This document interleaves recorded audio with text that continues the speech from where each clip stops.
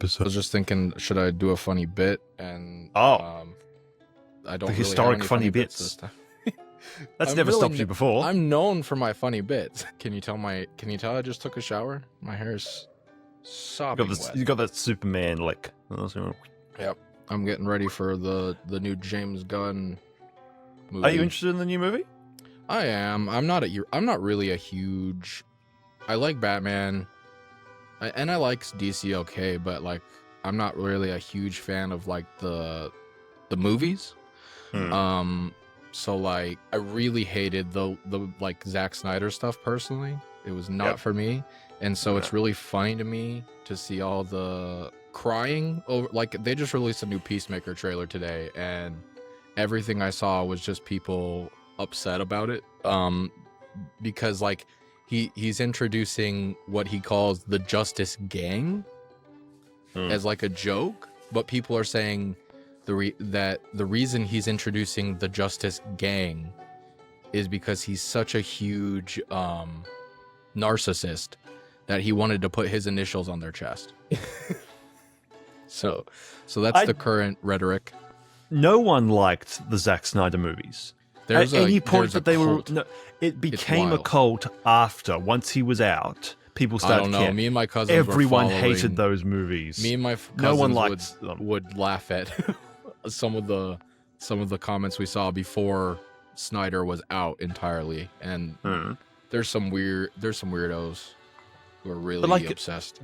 Batman v Superman got eaten alive. How did you feel about that movie? Hated that movie because I actually loved. Absolutely. I loved Man of Steel. Man of Steel is one of my favorite superhero movies. See, that's where we differ. I really couldn't. Yeah? I did not like Man of Steel personally. But you are also like my best friend who, back in high school, who was obsessed with Man of Steel. I say obsessed. I haven't seen it since it was in cinemas, but like I loved it then. And so, 12-year-old Chester was like, oh my God. But yeah, ever since then. I really enjoyed... Sorry, finish. Batman v Superman, it felt like it had no actual cohesive plot to it. Yep. So it felt really disjointed. And this was an early experience for me. I was like, this was one of those first experiences of being like, oh, movies can actually be like really bad. Not all movies work. Like some people just don't know how to put together a movie. What was the first movie I hated? Jeez. I don't know. I guess, man. Not really Man of Steel. I don't know. Probably my least favorite in recent years was I think maybe I talked about this in a previous episode, but I really did not like the most recent Captain America movie at all. And I haven't seen any Marvel movies since Endgame. Gotcha. It was the same problem that you mentioned with Batman v Superman, where the plot was totally all over the place because they kept doing reshoots and cutting up the movie and trying to rework it, and it was a mess. So. And then I was also going to say my friend, I feel like at the time he really didn't like Batman v Superman because he was of the opinion that if it really came down to it, Superman would just punch a hole through Batman's chest and call it a day. That's the thing is the whole plot of that in all the comics and everything has never made sense. You can if you're going to handle Superman in a specific way, but you can't if you've already done something like Man of Steel, where he's flying through buildings and all that. If you're going to handle Superman in more of like a classic, he stops. It takes him some effort to stop a racing train. That type of Batman, like that type of Superman, that's a bit of a different discussion, but not Superman the way that they always have to write him now, which is he's a god. How do you feel about the James Gunn stuff, I guess? I really liked this is a weird intro to this episode, but I really liked what was it? Guardians of the Galaxy. I thought that was good. I could not care less for. I didn't even watch the Suicide Squad. I saw a trailer for it. And I was like, meh. Same. I started it and I didn't finish it. I will say, I'm not a super fan of Gunn. I like Guardians, all right, especially the first two. The third one's good, but like you said, I mean, you probably haven't even seen it if you... I watched the second one, and I think I had this experience with directors who have too much of a style or too much of a personal voice. It's the same thing with... I'm nodding because I'm agreeing hard because that was about... with Taika Waititi when he did the second Thor movie and all that. It's like, first time and you see their style and it's like a breath of fresh air, you're kind of like, oh, this is nice. As soon as they're around too long and like it is like this is getting in the way of making a good movie is your style. I liked Love and Thunder. I'm a defender of that movie personally, but I didn't love Ragnarok for different reasons. So it's kind of weird. I don't know. That was going to be my point though too, is that my worry about putting James Gunn in charge of this entire universe is that everything so far has felt very samey. Yeah. And they just don't get along, but they gotta learn to work together as a team. And I feel like, you know, you mentioned Suicide Squad. I saw parts of it. I watched half of it. And he recently did Creature Commandos, which was a cartoon that tied into the universe. And it just felt like Suicide Squad again, but make them monsters. So, and Peacemakers are tied to Suicide Squad. So everything so far has just been Suicide Squad. So I'm still waiting to see what he can do with the Superman movie. Yeah. No, it's his chance to prove himself. But you look at people like Quentin Tarantino, who you have the same thing of like, there's too much of the director's voice or style, but he is actually good at limiting himself. Like in Django Unchained is a very different movie to like Pulp Fiction or Reservoir Dogs, and those are all very different movies to Once Upon a Time in Hollywood. Like he can be a chameleon and reduce his trademark traits to fit what the story needs to be. I'm just laughing because I'm like, yeah, I know what those movies are. I've definitely watched all of those. I'm definitely a film buff like you are, and I know everything you're saying right now. Those are the only Quentin Tarantino movies I've seen.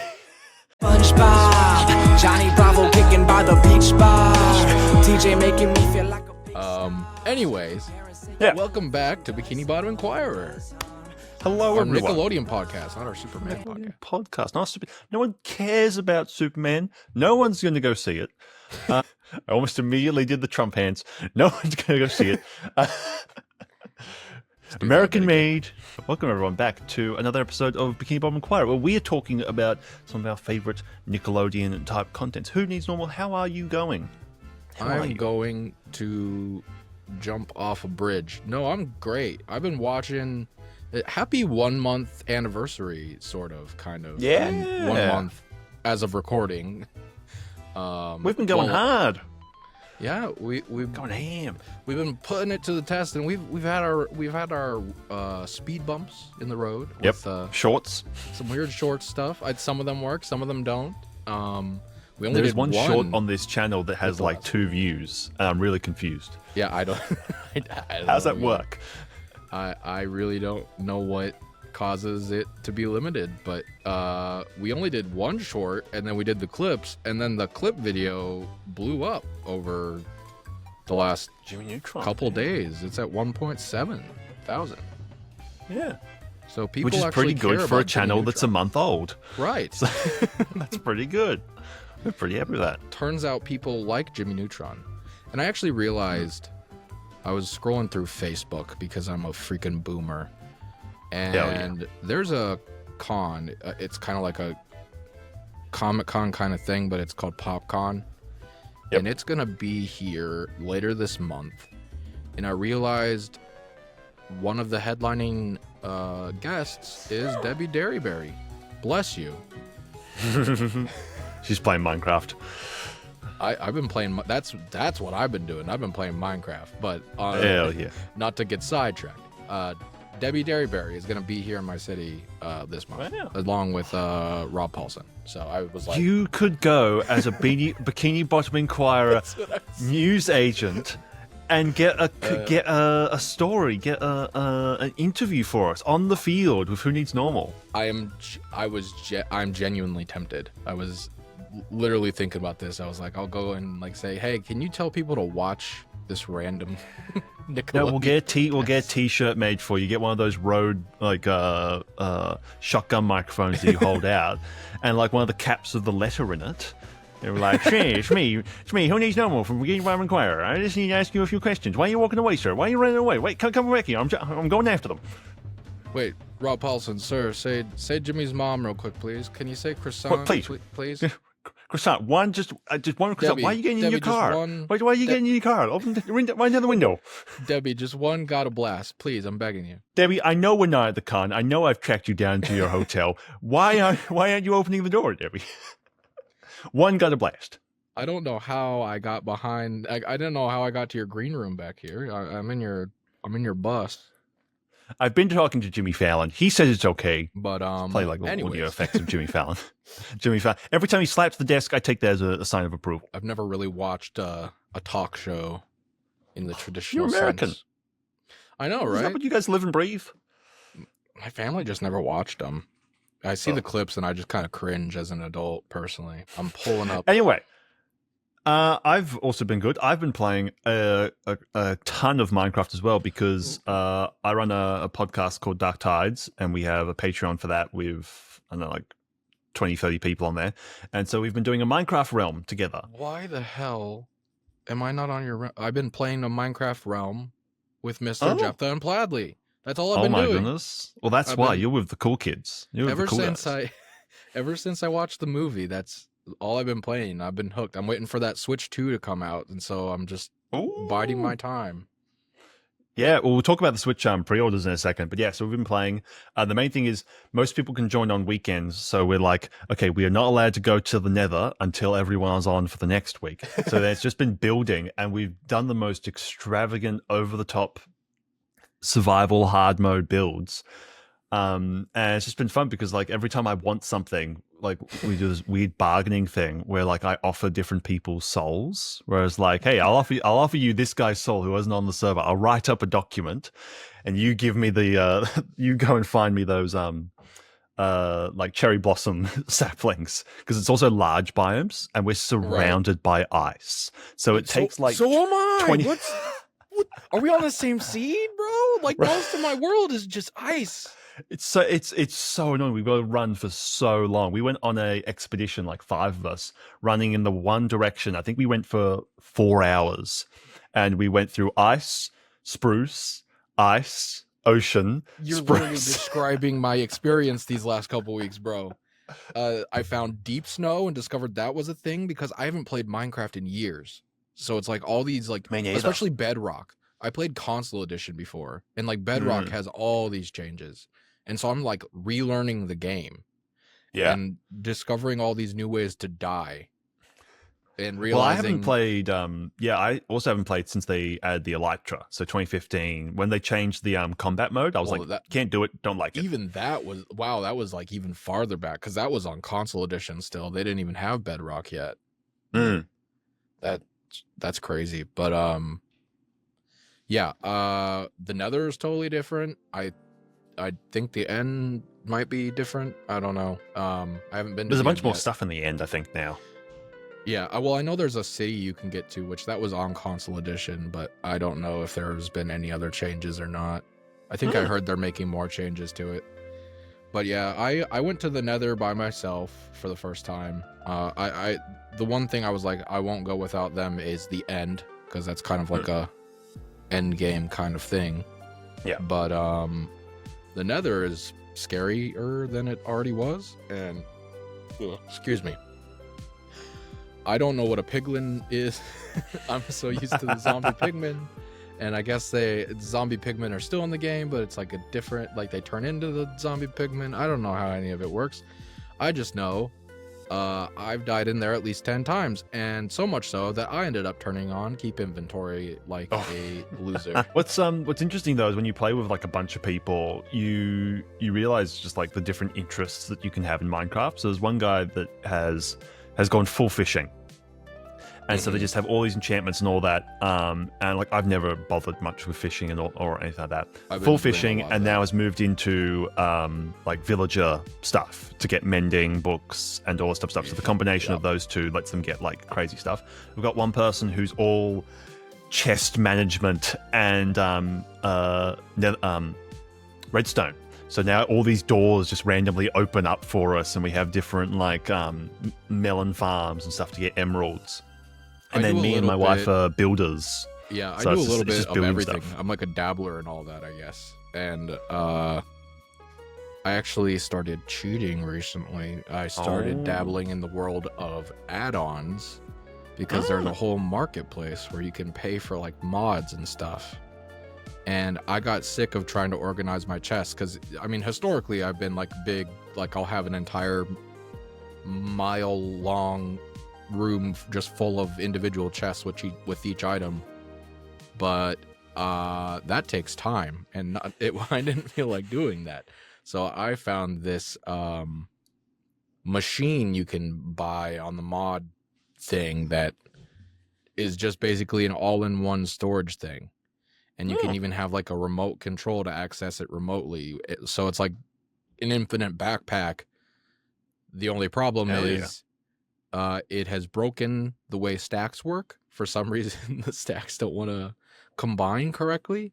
And also it has, like, every time I try to access it now, it takes about 30 seconds to load.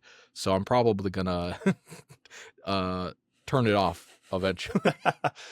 Well, they have bundles now, which does help a little bit with like general management stuff too. But yeah, with the smaller stacks, there's the other people that just go around making like battle arenas and mini games and stuff like that. So it's just interesting to play with different people because I've always played with BJ, and like I understand BJ's play style, and BJ understands my play style, which is what is BJ's play style? BJ is chest management. BJ is the game only starts when you get like past the end. When you get the elytra, that's when the game starts. For me, the game basically ends once I have diamond armor. I mean, once I have iron armor.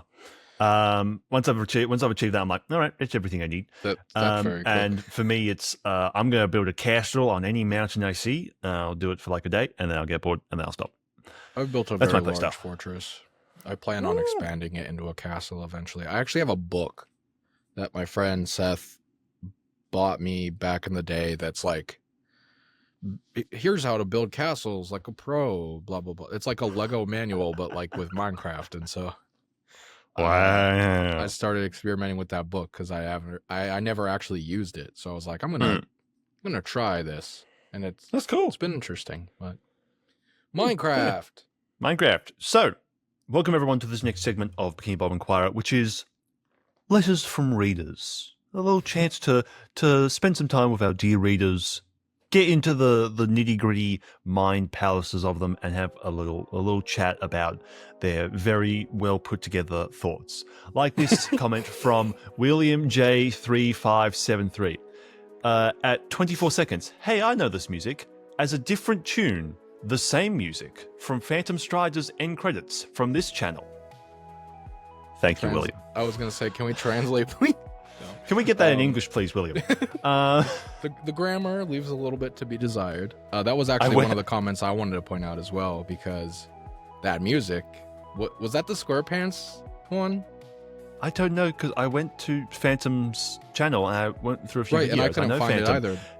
That's not the same music. He said from 2019 to 2022. I went back and it's like different every time, so I'm not sure if he used it at some point. Because I happen to know. Do you know Phantom Strider? Are you familiar with this man? Because I was gonna say I've never interacted with him, but I'm pretty sure he's subscribed to me. I know he's seen my Dutchman video, so I know he's a fan. We've chatted on off Dutchman a little bit, yeah. So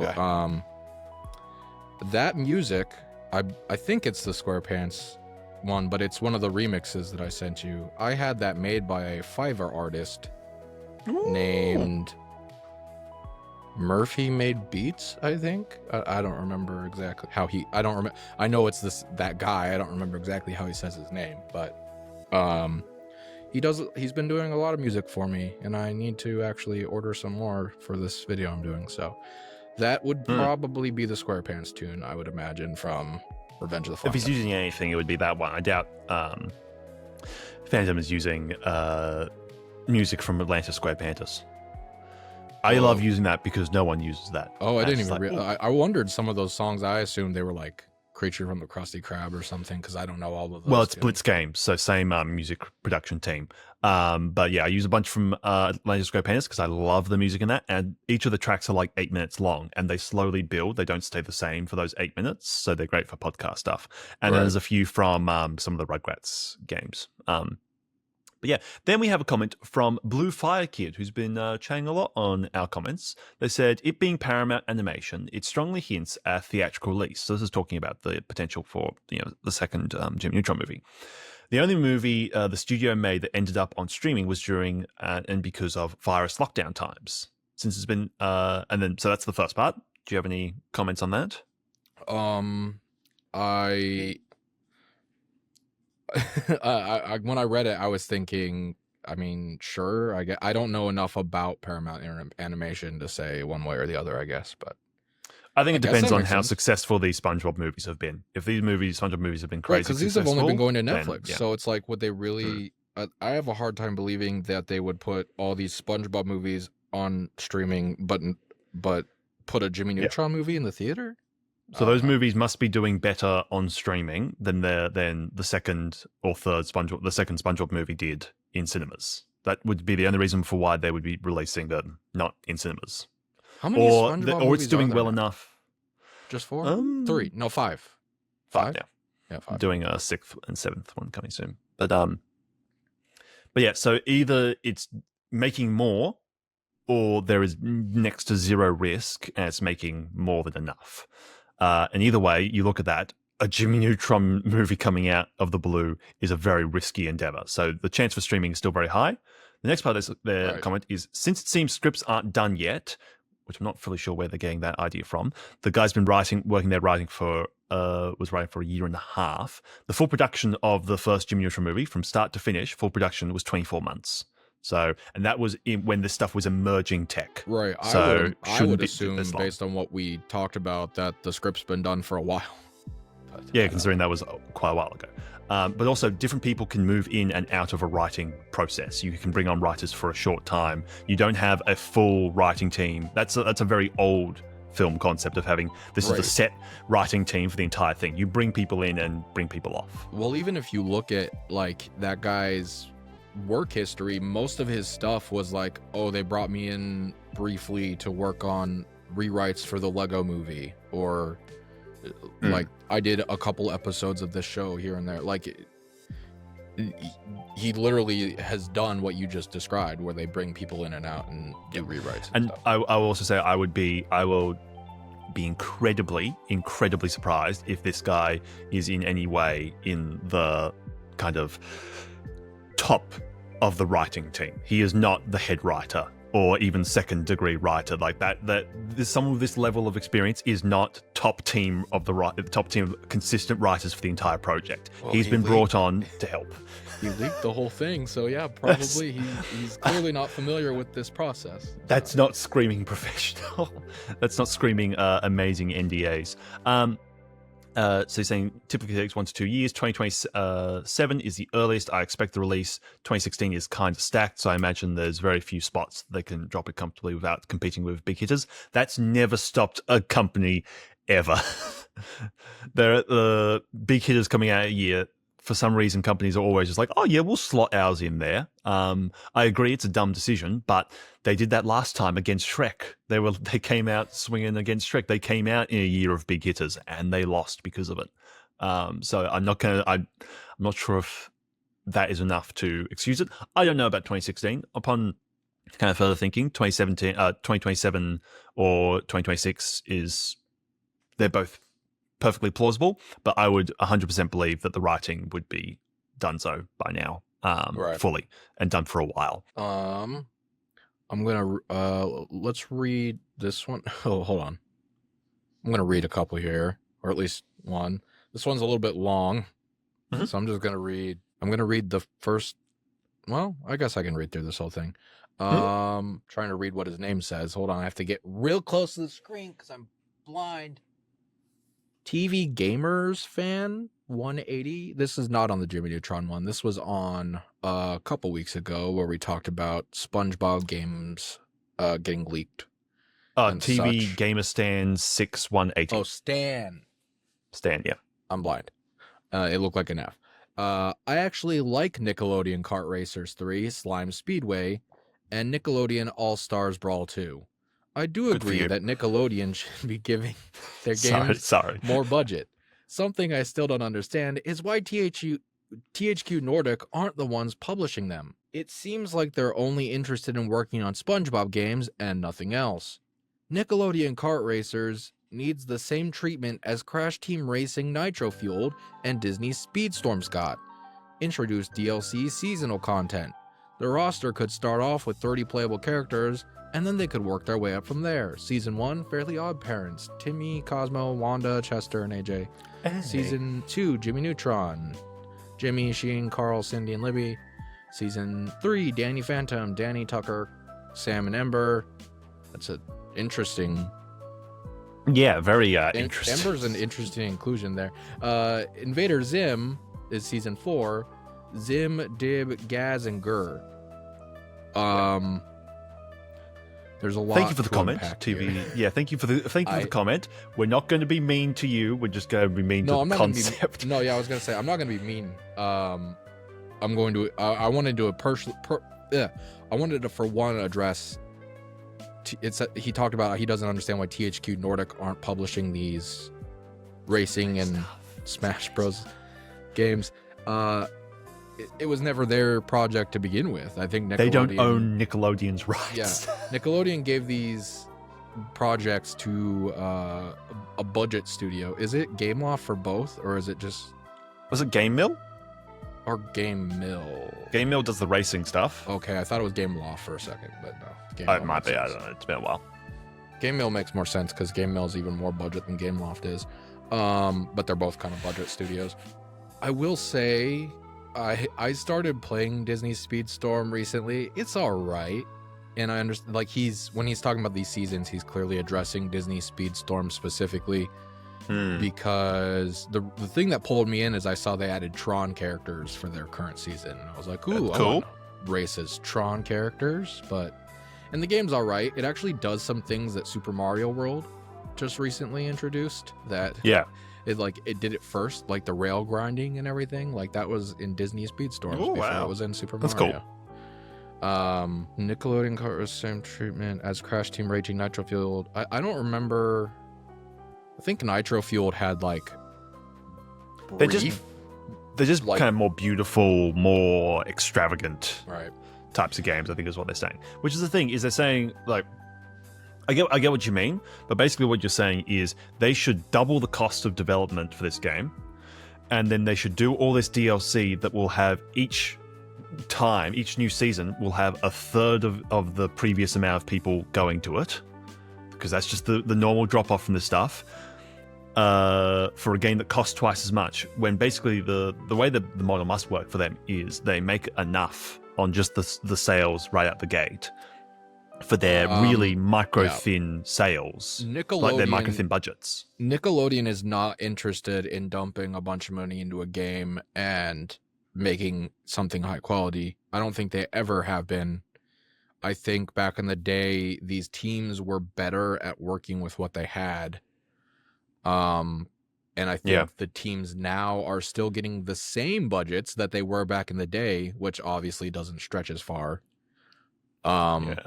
So like, I think I mentioned in the first episode, Revenge of the Flying Dutchman had like $2 million as a budget. That's probably still what they're giving these games, and that's not going to be much as far as racing game goes.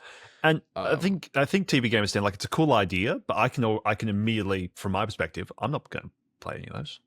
Right, and I probably wouldn't. I mean, if it was really high quality, sure, but I'm not really that interested in a kart racer or a Smash Bros. Clone. I haven't played any of these Smash Bros. Clones. Have you? No, I played the first one. I couldn't be bothered with the other ones, and the other ones had Jimmy Neutron in it. But like Multiversus was supposedly that. like pretty good, and I didn't bother because I didn't care personally. But and I think that's the problem is I think a lot of people just don't care. Yeah, you need to do a lot more. Like I don't own Mario Kart 8. I owned it on the Wii U. I didn't buy it for the Switch. I'd played enough of it. You were like one of the only person on this planet that owns a Switch and doesn't have Mario Kart 8 Deluxe. That game is their. That game has continuous, like for the last 8 years, it's been at the top of the chart almost every single time. Like when they report numbers, it's like, oh yeah, our big new release did pretty well, and also Mario Kart 8 Deluxe, and that's why they're launching with Mario Kart on their new system. and It's charging kind of a new $80 system for it. seller. That's crazy. But yeah, well, I guess that's another thing is I'm one of the other people that doesn't have a Mario Kart that they could already be playing. Yeah, yep. That's a tricky thing. The other thing this guy said, I'm going to assume it's a guy. If you're a girl, I apologize. It seems like THQ are only interested in working on SpongeBob games and nothing else. That is true. Well, they worked on Mickey Mouse, so there, take that. Yeah, that's true. And I don't necessarily think that's them. I think Nickelodeon is probably pushing that, but I don't know. Yeah, but no, definitely, Stan. I get what you mean, but I mean, yeah, if it was crazy, then I would probably buy it, play it for a bit, and then I would come back in for season 2 of Jimmy Neutron and play that. But you gotta think Nickelodeon is caveman unga bunga stick bang bang make video game type company. Like the thumbnail of that video he commented. That's Nickelodeon. They're seeing the SpongeBob game and they're like, what the hell is that? It leaked. They're not that smart. This is what you're talking about is modern game design. They are still in PS2 era. So yeah. They're trying, man. They're unga bunga dung dung dung. Make video game. Good graphics make it in $50. We're dung. not cavemen. We have technology. Dung, dung, dung, dung, dung, dung.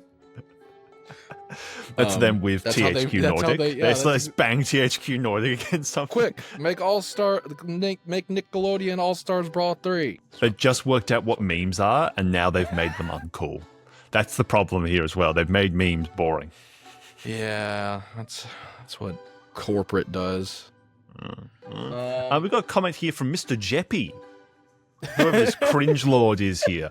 I don't like being called out like that, but you're not wrong. I don't even know what this is in reference to, but Mr. Jeppy. That's Mr. Jephthah, the guy that I called out for. He just decides he's not going to like something and doesn't give it a chance when we were talking about the Minecraft movie.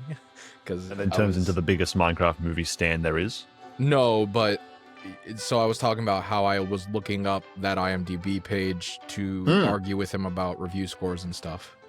And it was because I was just arguing with him about it, because he decides that it's not going to be good. He doesn't give it a chance. So I called him out. And take that, Mr. Jephthah. We've got the better podcast. He watches us every week, actually. Loser. So he. If you thanks have a for your message patronage. for him, he doesn't even care Big about. fan. He does not care about what we talk about, but he said that he likes our rapport and he wants to support us. So. Uses the word rapport. Fine, gentlemen. I've always said it. I've always thought it. Fine rapport. He likes the dynamic. I don't know if he said rapport exactly. I don't recall, but that idea. But yeah. Very good. I saw one down here. Mm-hmm. Okay, I'm not even going to try to pronounce that. I'm just going to say Alex. Alex8827, 12 days ago on the... Alex Andura. Yeah, okay. I think the next SpongeBob game is going to be an open world action RPG with fancier graphics than God of War and have a $500 million budget. And can I just say the picture? He looks like a middle-aged man. This is clearly sarcastic. He's just being... I just thought that was funny. I think he's onto something. I think we're all going small brain. We keep underestimating Nickelodeon and THQ. Nickelodeon, they've been building up their financial reserves. They've been going from strength to strength to be able to finance this. I think, how much money does Nickelodeon make in a year? I don't actually know. I don't think they make that much. Nickelodeon. Yeah, I was gonna say there's a reason why they don't pour a lot of money into things. I don't think they are they definitely aren't at the height. They haven't been what they were. So since Nickelodeon makes $659 million per year. We are going to bankrupt Nickelodeon. Let's say that sounds like nothing. Wow, no wonder their games suck. I don't actually think their games suck. Some of their games suck. I can look at the earnings of each employee of Nickelodeon. I can look at what their VP international. I'm not going to look on this page anymore. That seems a bit invasive. Anyway, thank you for your comment, Alex. I agree. I think honestly, God of War, shit game. It needs some competition, especially the second one. Just picture SpongeBob as Kratos, Patrick as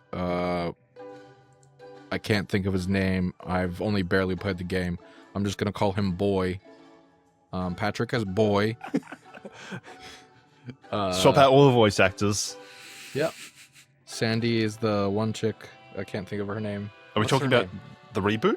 Yeah. The witch, Freya. Yeah, the witch lady. Is it Freya or something? I don't know. Yes.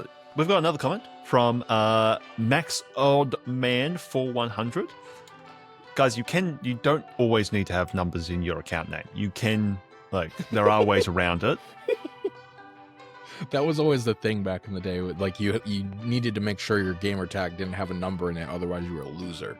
Yeah, I'm not going to make fun of this guy. This guy's got great opinions. This guy, really great opinions. Really like it. Bring back Jimmy Neutron. Bring back the original cast. I'm with you, man. Hope this is true. Thanks for your report. Got a blast. This is the first person that has acknowledged that we are reporters. That we are reporters. Yeah, we get Thank the you, scoops. Max. We get the scoops. We are here with scoops.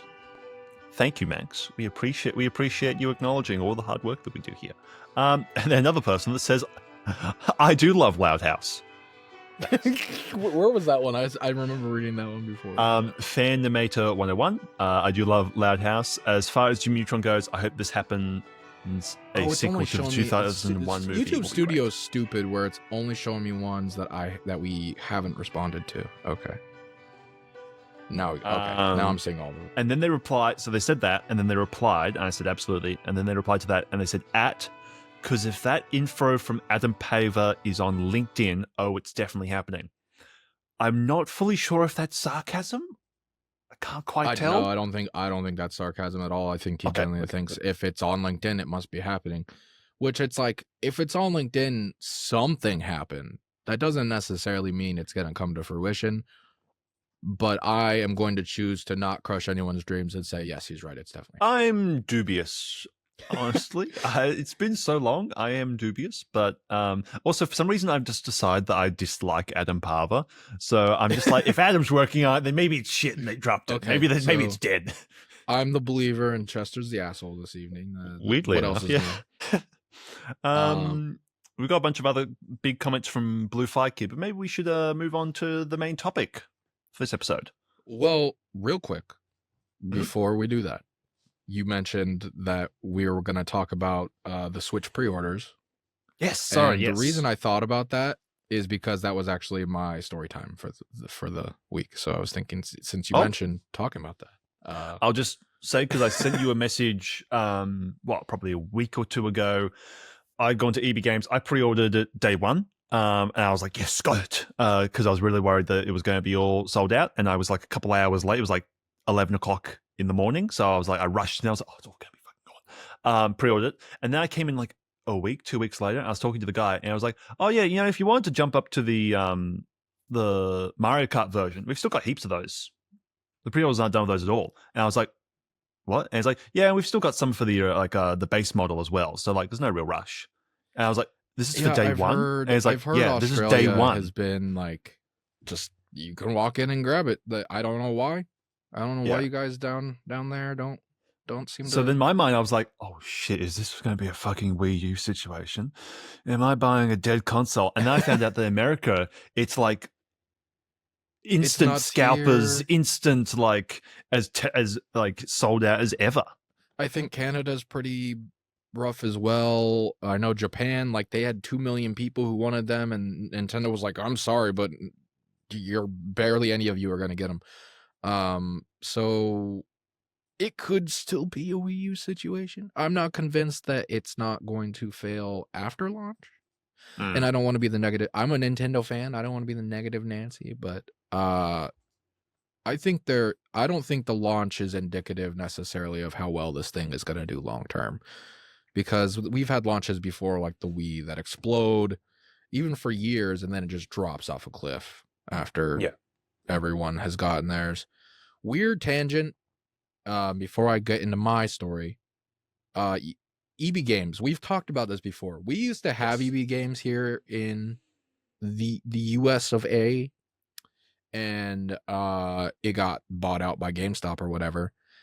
And so it hasn't existed here for a long time. I remember going there back in the day, but I saw a story recently. I think it was GameStop of Canada is being bought out by EB Games, and Oh wow. getting turned into EB Games again. It's like it come full circle. And I also heard that Australia might be the only place that still has EB Games. Maybe like- EB Games does really well here. Australia has very poor internet across the board. We've got our internet speed is probably about half of the average American Right. speed. So where we can, we do still buy physical games because even most physical games come with at least some of the game on the disc, so you don't need to download as much, even if it is like an online game. That's like a lifesaver for Australians. Right.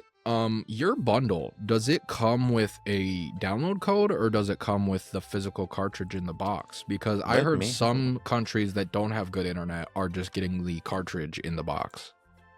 I would bloody well hope I'm getting the damn game and the case. Well, I know here it's just a download code in the box, as far as I am aware. Download code.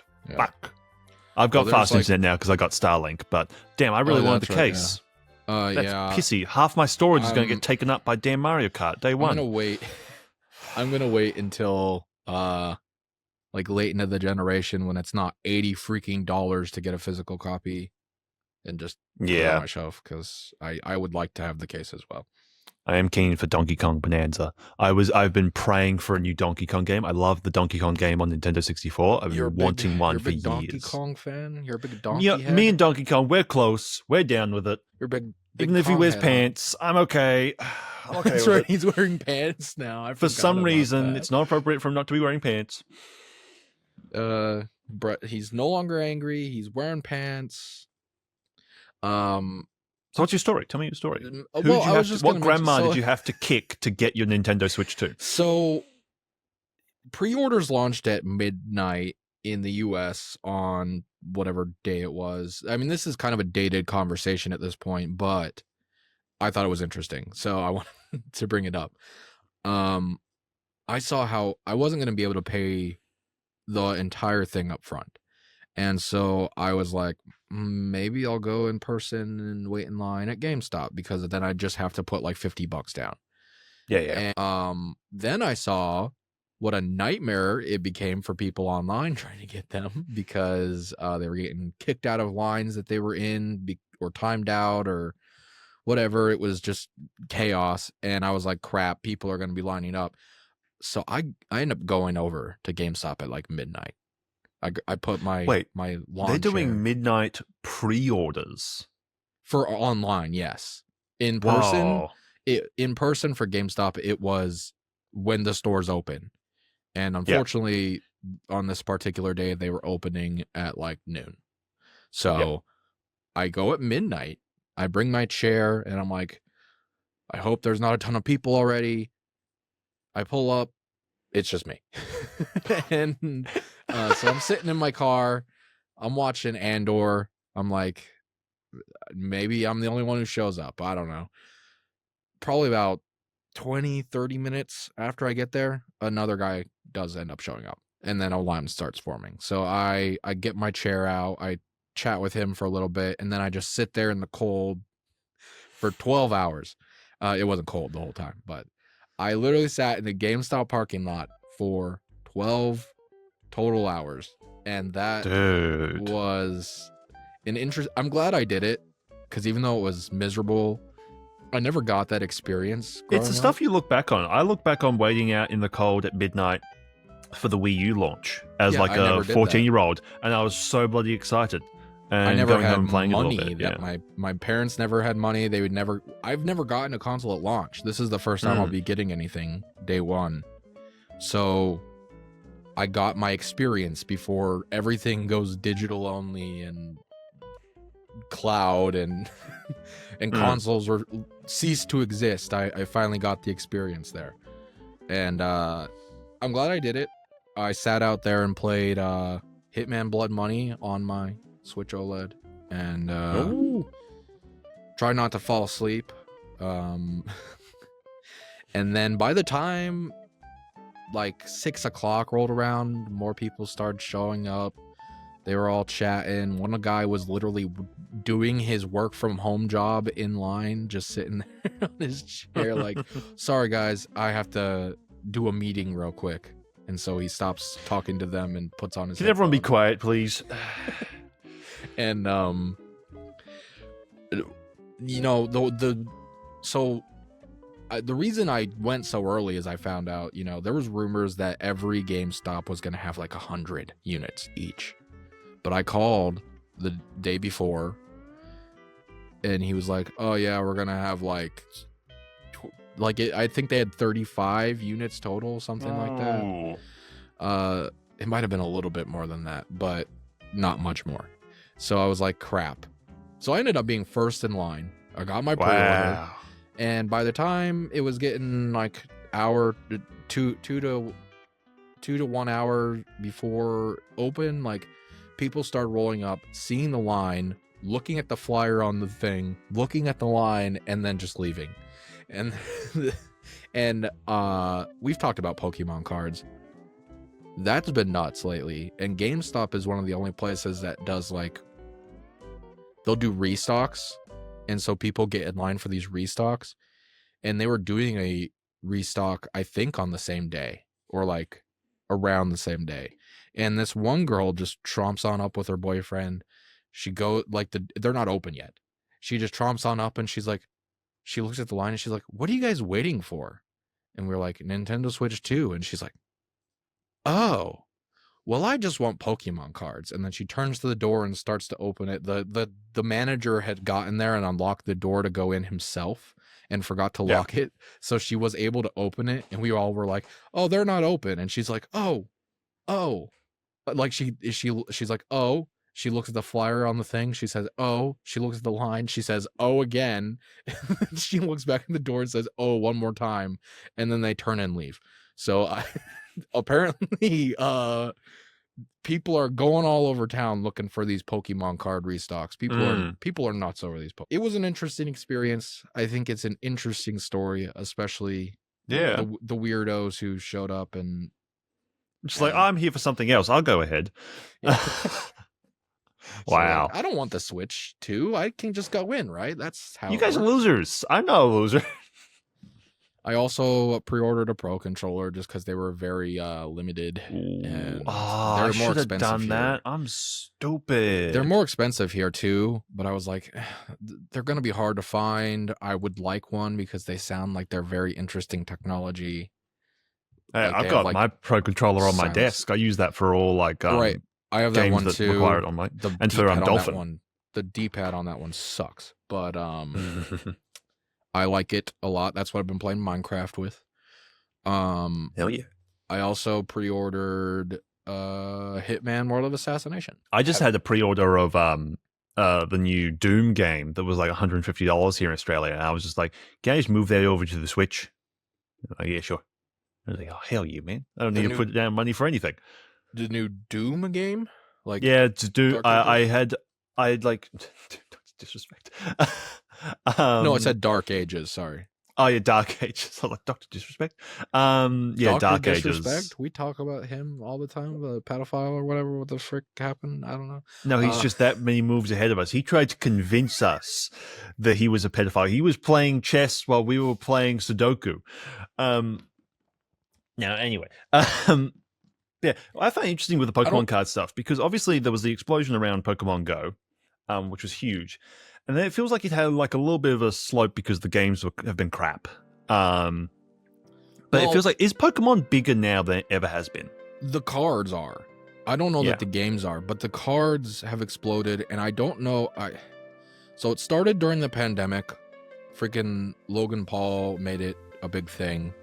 Like he was like, check out my Charizard from the base set, it's worth so much money, blah blah blah, and like he was just doing all this content about Pokemon cards from what I understand. I never watched any of it.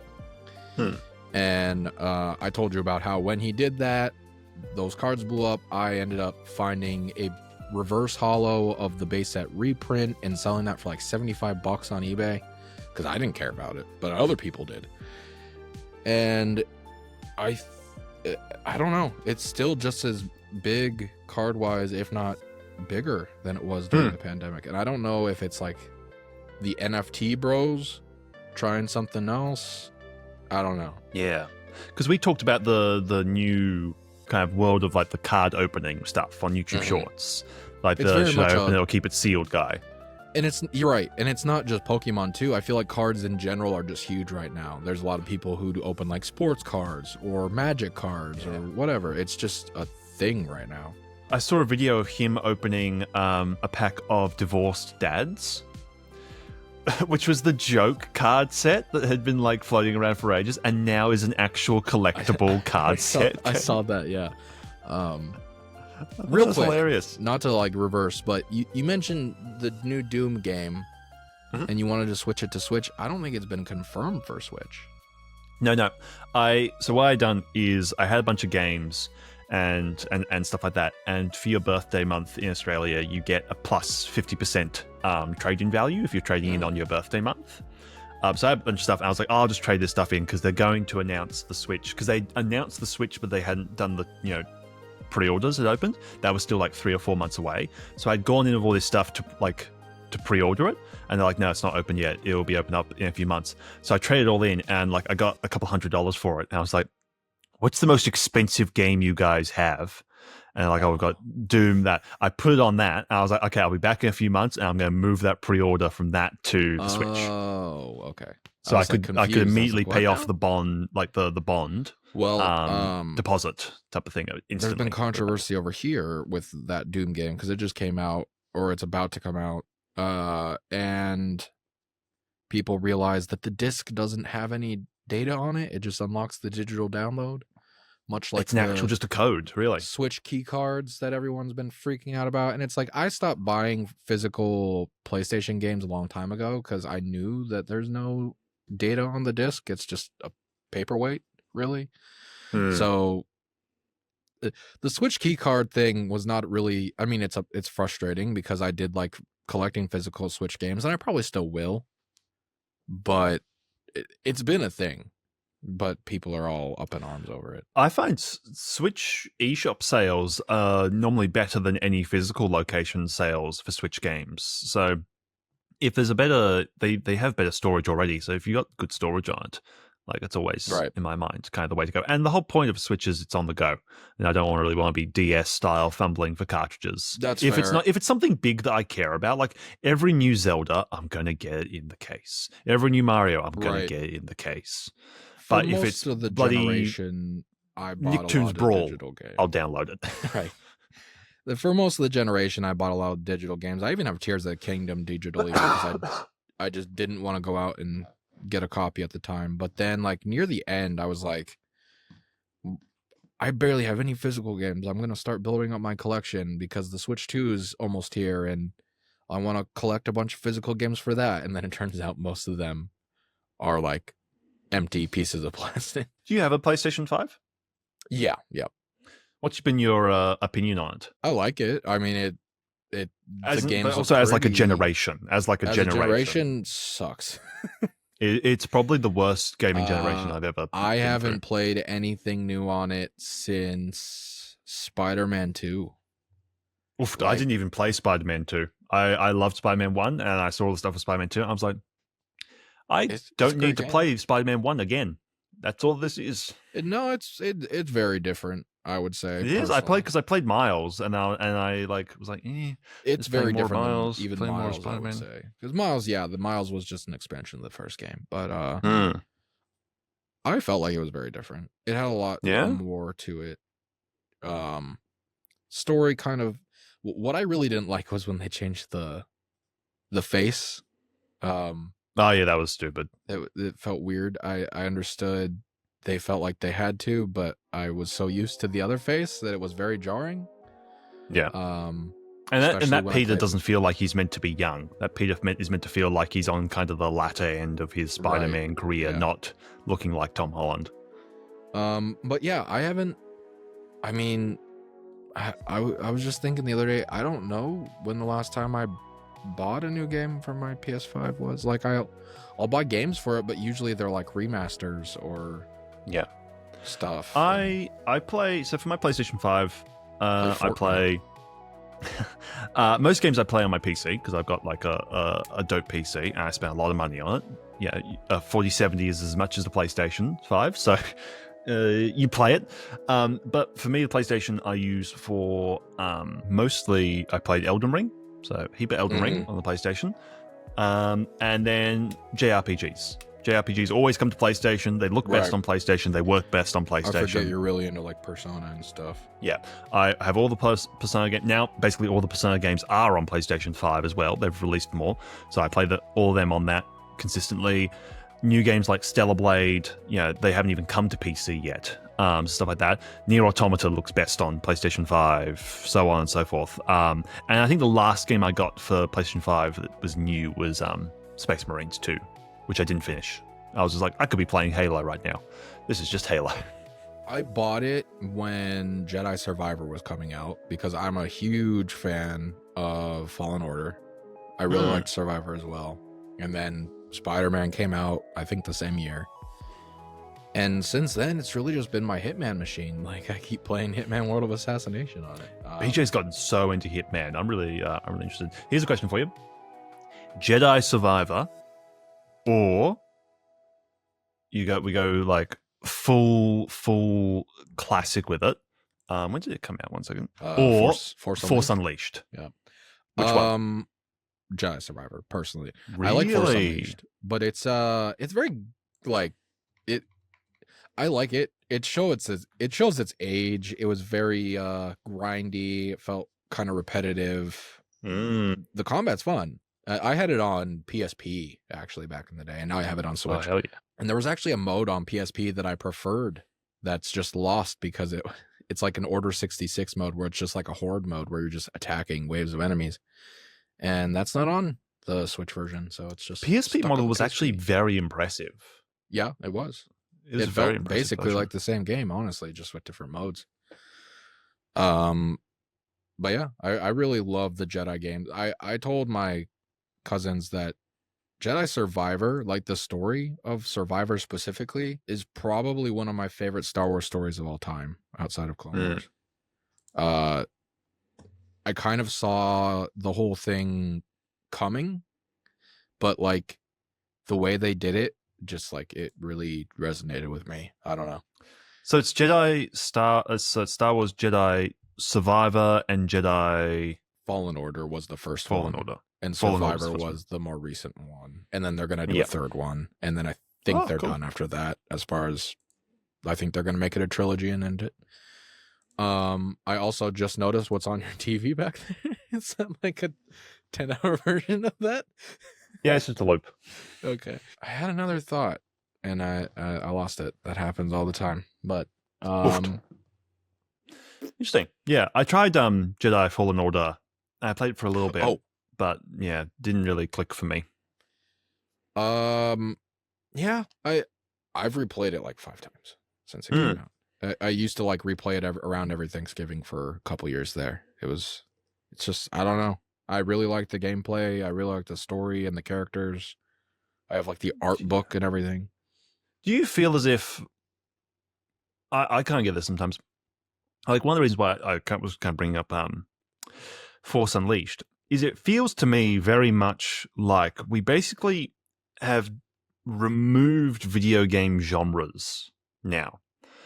Like Jedi Fallen Order has the same fighting loop combat style. Like you have different things, but like the core genres, we have basically like 4 main genres of video games. Now, you don't like, you look at what has happened with God of War. God of War used to be its own style of game. It's now the same type of beat 'em up as everything else. She's going again.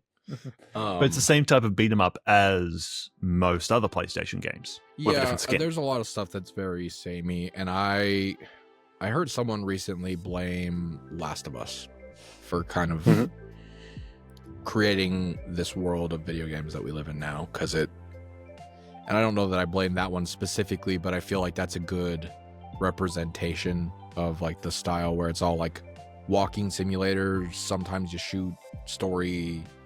I think I would blame Last of Us for just the simple thing of it was a super successful game, everyone loved it, and I tried to play it recently for the first time, and I was like, this is the exact same combat loop every time if I walk into an area and there are boxes and everyone's like, oh my goodness, there's people shooting at us. I was like, this won awards Yeah. This isn't a video game. I think it was more about the story at the time. I remember it blew up back on PS3, and now it's like, I mean, the show. I never played it. I started playing the remake of it when the show came out, because I liked the first season of the show. I haven't been watching the second season of the show. I have no interest because I know what happens, and it's like, Yeah. It's fine for the people who like it. I'm not gonna like attack you over it. I just don't have any interest in that. It's not. Yeah, me neither. That part of the story doesn't really resonate with me. So, but I like the first game's story at least. But like you said, the gameplay itself isn't terribly interesting. And I really, really, really love Hitman's gameplay specifically. Like, I grew up on that. Like, I really loved games that made me think. Like, and that game really makes you like plan what you're doing, and like you have to be like 10 steps ahead sometimes. Yeah. But like for me, I love and still play them all the time, the Age of Mythology and Age of Empires games. Like, which is basically a genre that doesn't really exist very much anymore, which is those RTS. Because those kind of like, I've never played them, but like the thought of them kind of blurs together in my head with like Civilization, and I'm assuming they're not anything alike. But. Civilization's very different. I've played a tiny bit of Civilization, but also these have all gotten remakes, so they've all been updated. So it's all top-down city management stuff where you are sending villagers to go and collect, wood, food, gold, and then you're using that. It costs that to create different buildings and create different troops and you've got like different other things you need to manage, like you have churches that you need to pray at in order to get favor from the gods, in order to create like spawn in different mythical creatures and that type of stuff. If you're dealing with Age of Empires, and then it's just a campaign where it's like, where it's that same loop, but different situations where it's like, oh, hey, you're starting in this new area. You don't have a town settlement. You have to fight your way with these many troops and take this other town settlement to be able to then build your town settlement and prepare for this big raid that you have to do on this huge kingdom over here. Yeah. Every mission's like an hour minimum. Civilization kind of makes me think, I've never played it, but my cousin's really into it, and he did a video about the SNES version recently, which was a interesting game. It gives me like more like Risk vibes, whereas like Age of Empires, Age of Mythology, Age of Empires, now that you say that, I remember, that's like what you just described, like you're getting resources and stuff like that. It's a resource management, but it's basically you're dealing with individual a mission is an individual battle. In my mind, Civilization is the entirety of a kingdom. I've never played this board game, but is it kind of like Catan or whatever? Settlers of Catan. Catan is also more long form. So Catan is more, you're dealing with like an individual day of building a kingdom and winning a fight. You're dealing with so the story is, you are a kingdom that's going out, and it's a series of raids that you're doing. Each level is starting from nothing and building up for that raid. Catan is once again more of that kingdom building stuff, which is more of there's basically actually nothing really comparable other than more Age of Empires games to Age of Empires. There's nothing there isn't a board game that's quite like that. It's honestly, I would compare it more to something like Battleship, where it's individual sea battles. Okay. And it's you're going, you can't see the rest of the maps. You're sending out scouts to try and work out where the enemy's forces are, where the enemy's buildings are, and all that. And you'll lose those scouts as you're sending them out. Well, anyways, I like video games. I like video games too. You guys like video games, but we've been talking for an hour, and that's the episode, I think. This is a Nickelodeon podcast. Say something about SpongeBob, and then we'll end the episode.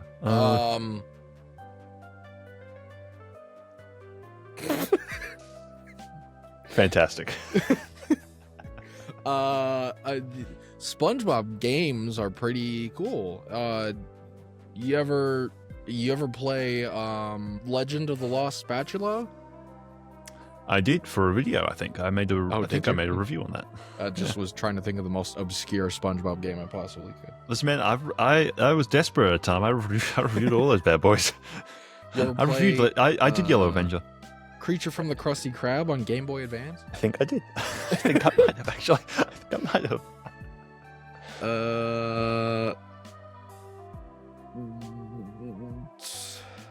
Operation Krabby Patty? Yep.